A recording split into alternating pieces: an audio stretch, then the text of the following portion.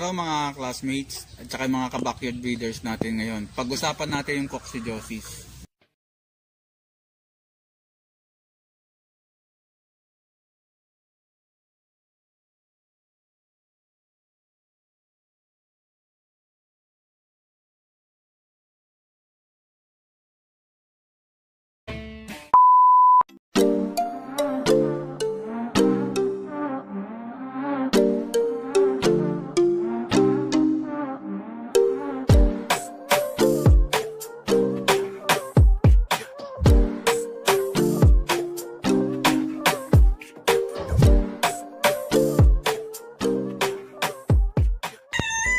Magandang araw mga classmates at saka mga ka-backyard breeders natin ngayon. Pag-usapan natin yung coccidiosis.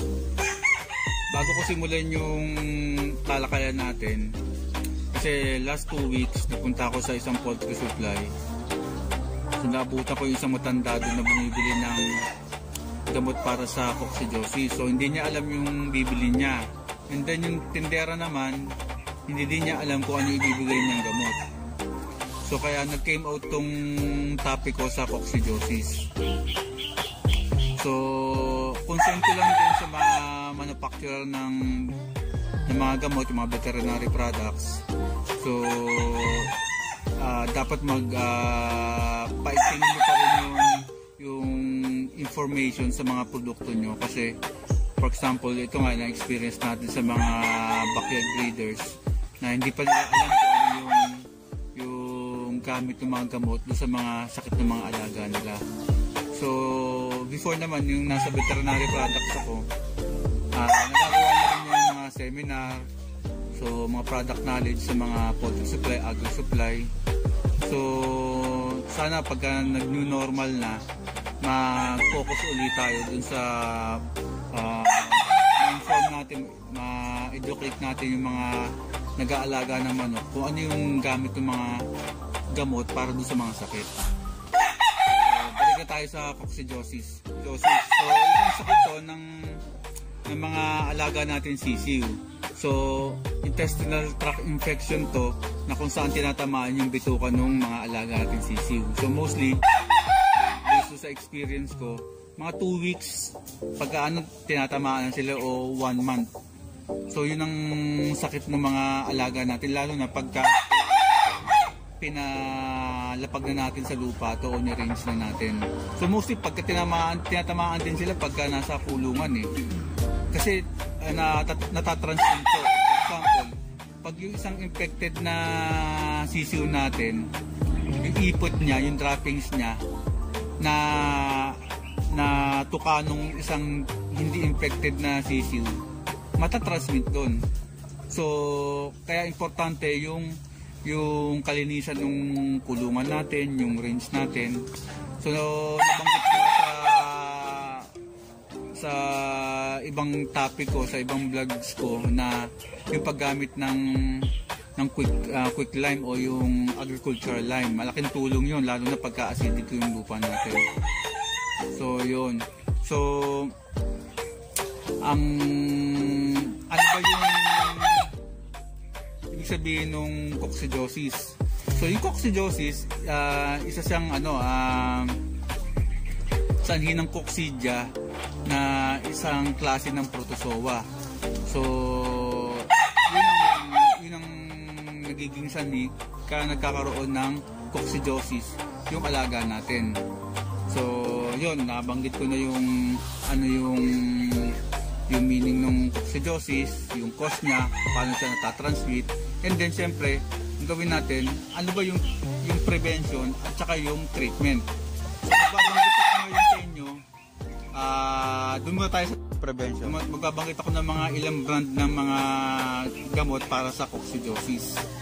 Kasi kaya nga sinabi ko nga, parang hindi pa familiar yung mga ibang mga backyard breeders natin kung paano gamutin o anong gamot ang dapat para dun sa tinamaan ng coccidiosis. So number 1, nandyan yung ESB3. So ang gumagawa niyan yung and then nandyan yung Bicox ng Bayer, and then nandiyan yung Coxiban ng LDI, yung Axilin ng Sagupaan, yung Sulpak UR ng Battlecock, then Baxidil SE yung sa Unibet. So marami na kayong pagpipilian ngayon na gamot para sa coccidiosis. So yung mas maganda muna prevention ang gawin natin. So nandun naman dun sa pakete niya yung ano yung dosage para sa prevention. So importante kasi mag-prevention muna tayo kaysa sa treatment. Kasi pag treatment medyo masakit na sa bulsa yun eh. Talagang magagamot ka na talaga na. At saka mangyayari, magkasuffer talaga yung alaga natin. So paano natin malalaman kung may tama na yung alaga natin? Mostly ang sign and symptoms na merong coccidiosis yung alaga natin, kung hindi pa natin tinigan sa dropping sa ipot nila, malungkot to. Malungkot, medyo baksak yung balahibo niya. At saka nangyayari doon, pag ginawakan mo, medyo payat siya. And then yung isa pang sign para makita mong may tama na yung coccidiosis yung alaga natin, pag nag-ikot na siya ng pula. So nangyari kasi noon, yung lining nung bituka nung mga sisi, tinamaan ng coccidia, doon nagdudugo yun. Kaya pag nag-ikot siya, may kasamang dugo, medyo malala na yun. So pag isa early pa lang, makita mo pa lang na medyo may sign na ng coccidiosis, yung pag medyo nag-ikot pa lang siya ng brown. So yun, madali nating agapan yun. So nandyan yung nabanggit ko na nga yung mga gamot para doon. Sa prevention nga, mas maganda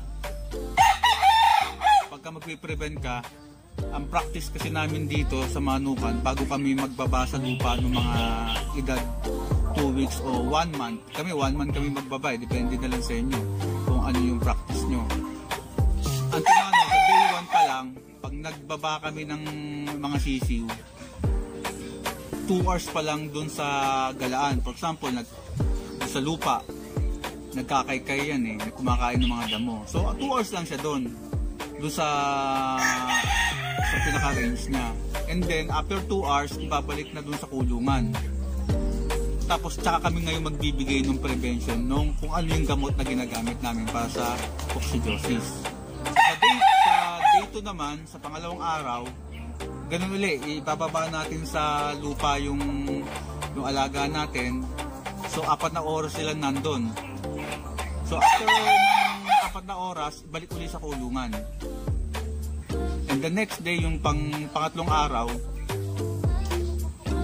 6 na oras sila sa lupa. And then after nun, balik sa kulungan, bigay uli nung pang-prevention ng coccidia. So ganun yung practice namin.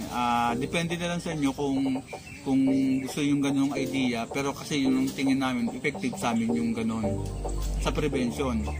So sa prevention, usually ang practice namin, mga 1 month kami nagbibigay